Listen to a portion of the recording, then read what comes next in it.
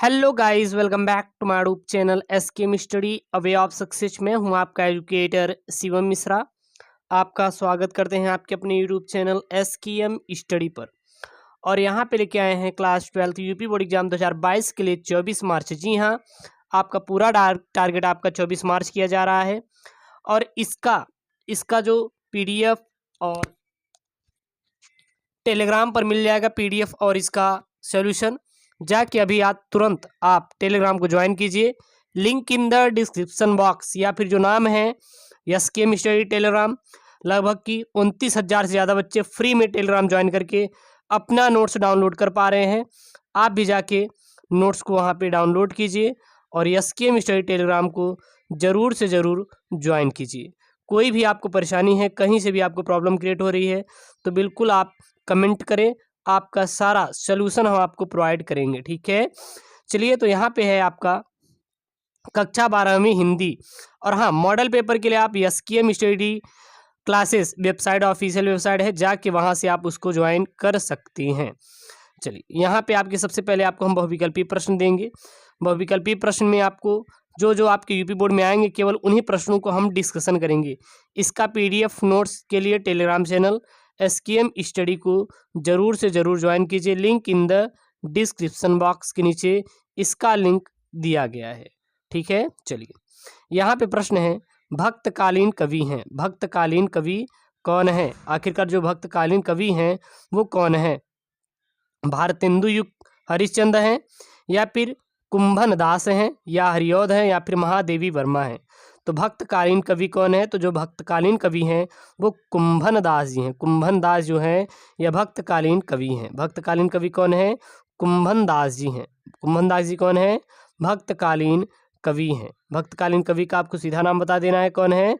तो भक्तकालीन कवि का नाम है कुंभन दास जी हैं। अगला प्रश्न यहाँ पे, कौन सी रचना भूषण की नहीं है? कौन सी रचना भूषण की नहीं है? शिव बावनी, छत्रसाल दशक, शिवराजभूषण, रामचंद्रिका। तो कौन सी रचना भूषण की नहीं है? तो जो रचना इसमें से कौन सी रचना भूषण की नहीं है? तो है रामचंद्रिका। जो रामचंद्रिका है यह भूषण की नहीं है। रामचंद्रिका जो है रचना किसकी नहीं है? भूषण की नहीं है। तो किसकी है रामचंद्रिका? यहाँ पे तो छत्रसाल दशक, शिव बावनी और शिवराजभूषण, ये पूरे भूषण की है, लेकिन यहाँ पर रामचंद्रिका जो है यह भूषण की नहीं है। अगला है यहाँ पे प्रश्न, जयमयंक जस चंद्रिका के रचयिता हैं। जयमयंक जस चंद्रिका के रचयिता कौन है? भट्ट केदार, नरपति नाल्ह, मधुकर कवि, या विद्यापति। तो जयमयंक जस चंद्रिका के रचयिता का आपको नाम लिखना है।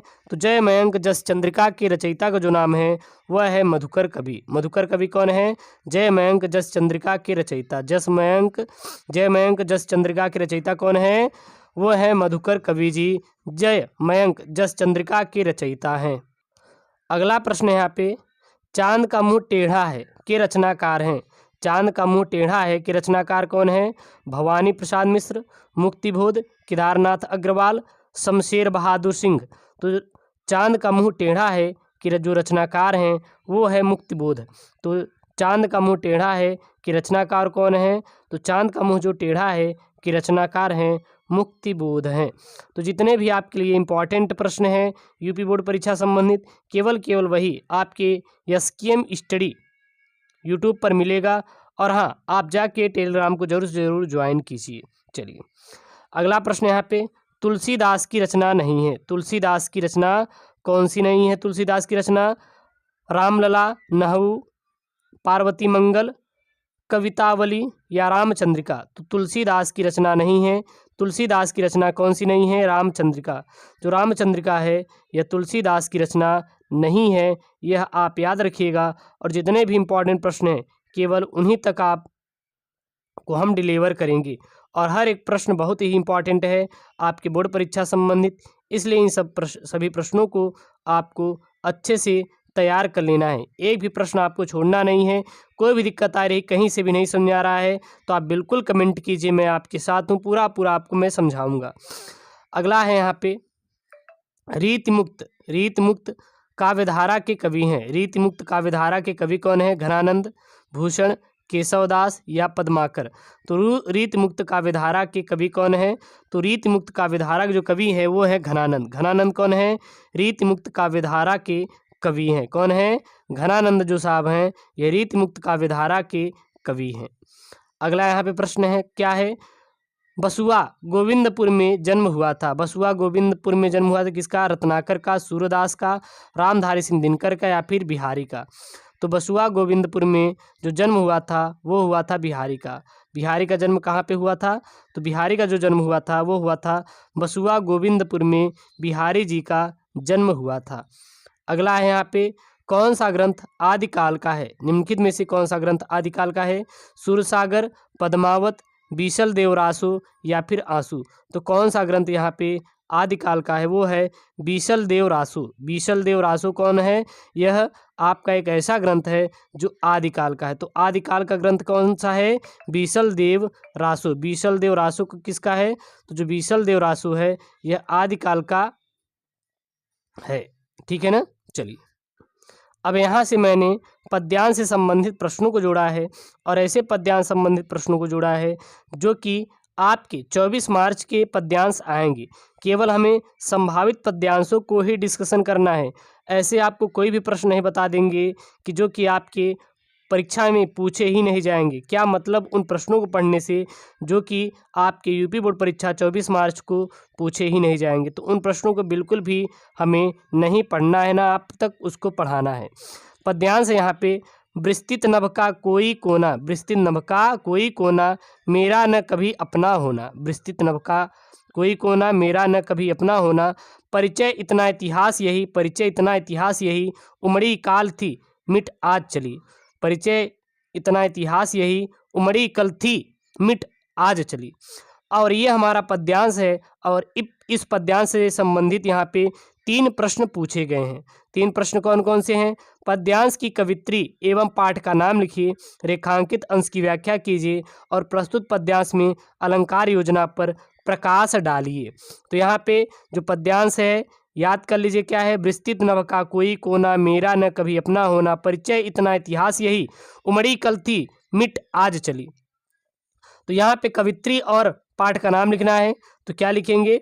तो प्रस्तुत पद्यांश श्रीमती महादेवी वर्मा द्वारा रचित काव्य संग्रह सांध्य गीत नामक काव्य संग्रह से हमारी पाठ्य पुस्तक में संकलित गीत 3 शीर्षक से लिया गया है। प्रस्तुत पद्यांश श्रीमती महादेवी वर्मा द्वारा रचित काव्य संग्रह सांध्य गीत नामक काव्य संग्रह से हमारी पाठ्य पुस्तक में संकलित गीत 3 शीर्षक से क्या किया गया है? लिया गया है। अब यहाँ पे है रेखांकित अंश की व्याख्या कीजिए। कहाँ से कहाँ तक रेखांकित अंश है? विस्तृत नभ का कोई कोना मेरा न कभी अपना होना।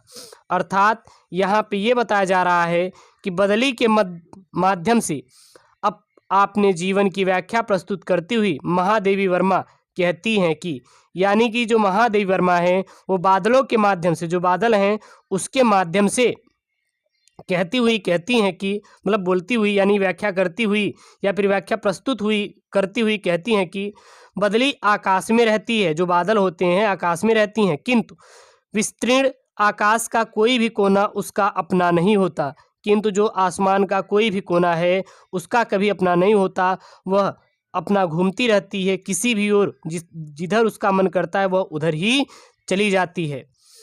वह तो मात्र इधर उधर भ्रमण करती रहती है।